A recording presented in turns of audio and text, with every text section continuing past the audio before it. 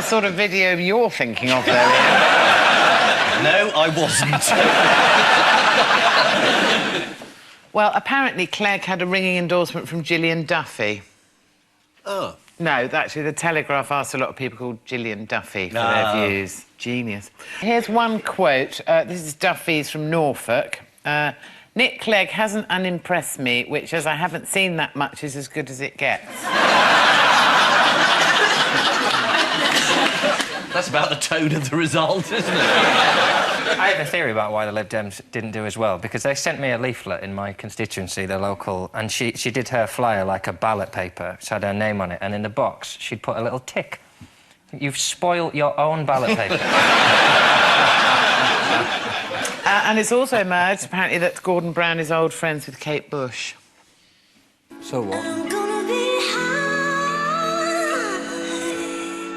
as a kite by then. I miss the earth.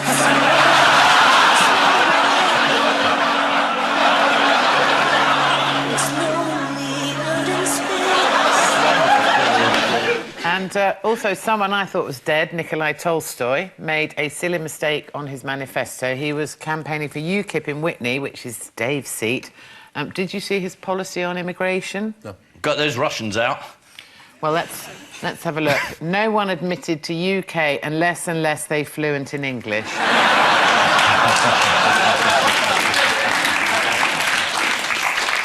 Newsnight's Michael Crick was camped in Cameron's Witney constituency on Wednesday. Did you see what happened to him? Let's have a look. It was great. Also, I think it's going to be a very patchy election. I think we're going to find not the uniform swing we've known in other places. We're going to find a lot of surprise results. We're going to be saying, gosh, how did so-and-so manage to hang on there? Crikey, wasn't it surprising that so-and-so lost their seat? I mean, as an example of a possible surprise, we've been hearing from both Labour and from the Conservatives tonight that the government chief whip, for instance, Nick Brown, is under a lot of pressure from the Liberal Democrats in his Newcastle seat. At the end of the day, my feeling is that David Cameron will become Prime Minister in the next few days, probably on Friday or Saturday, probably somewhere in the late 200s or 300s. Because there's some imbecile behind you doing funny faces and doing funny walks. So we'll have to. We might. I think he's gone away now. I think. All right. I think he's gone away now. Continue with your dissertation then. Go on. Yes. As I say, I think David Cameron will probably become Prime Minister in the next few days, with the caveat of all the. OK. Thanks a lot, Michael.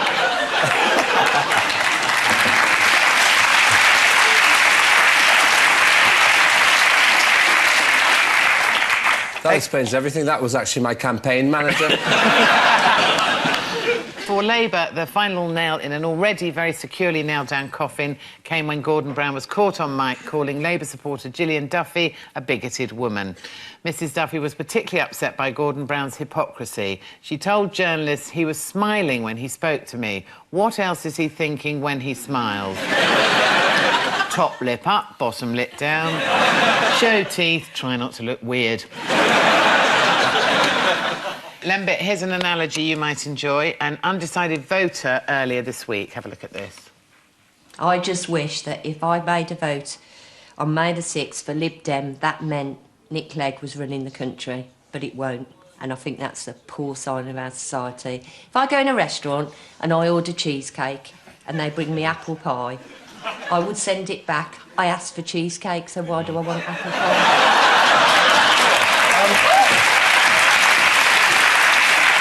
Time now for the Missing Words round, which in this, our election special, features quotes from the election campaign. Sally Bercow, Labour candidate and the Speaker's wife, wrote on Twitter, "Been what by a couple of smackheads in a stairwell."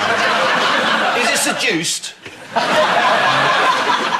I think it's canvassed. All sorts of people are volunteering now. It's very exciting. Heckled? It was heckled. Yeah, well done. Absolutely, well done. Though what Anne Widdecombe and Vince Cable were doing in a stairwell... Next election quote. Boris Johnson described the Lib Dems as Janus-faced, spineless, protoplasmic, invertebrate, amoebic... Fine... What? For whatters? Fine coalition partners.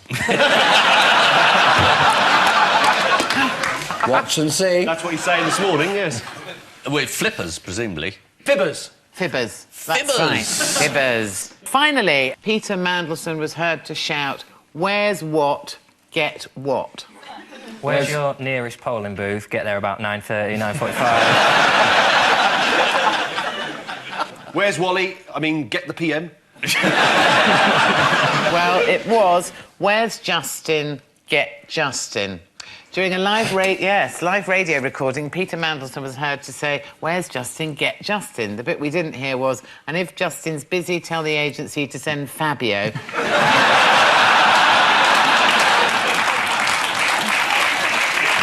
Did you see Mandelson and George Osborne in the post-TV debate spin room? No. Here you go, then. Well, Mandelson, George, happy memories of a Greek holiday? Flooding back? I think Peter Mandelson will be spending quite a lot more time on holiday after that debate, because I thought... It's not very nice, is it? David showed he's ready to get I thought I'd made a friend on holiday. He turns on me in that sort of ugly way.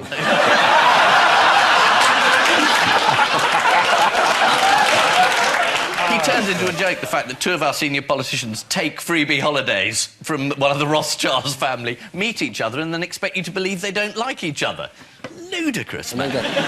So, the final scores, because, yes, that's where we are. Ian and John have 2. Look, I had Paul half the time. You can't count that against me. I had Paul almost all the time, right? How does it feel to be a winner? Able to secure... Good, isn't it? Good.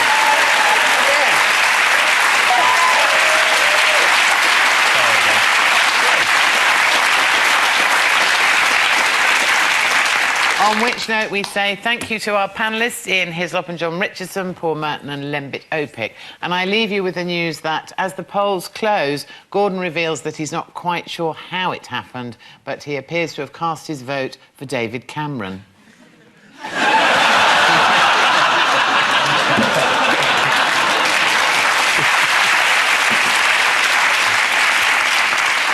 From his office in Westminster, Peter Mandelson activates the remote electrical charge device one more time.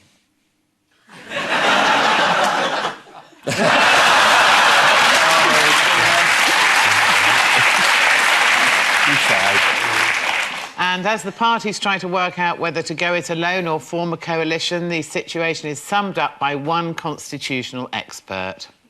Their fate will be in each other's hands as they decide whether to share or to shaft. Good night.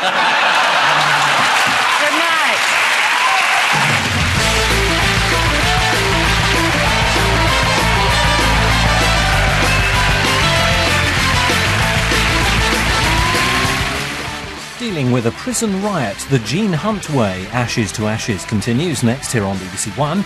While on BBC Two, Self-Sufficiency is the name of the game as a vicar discovers how to live a simple life.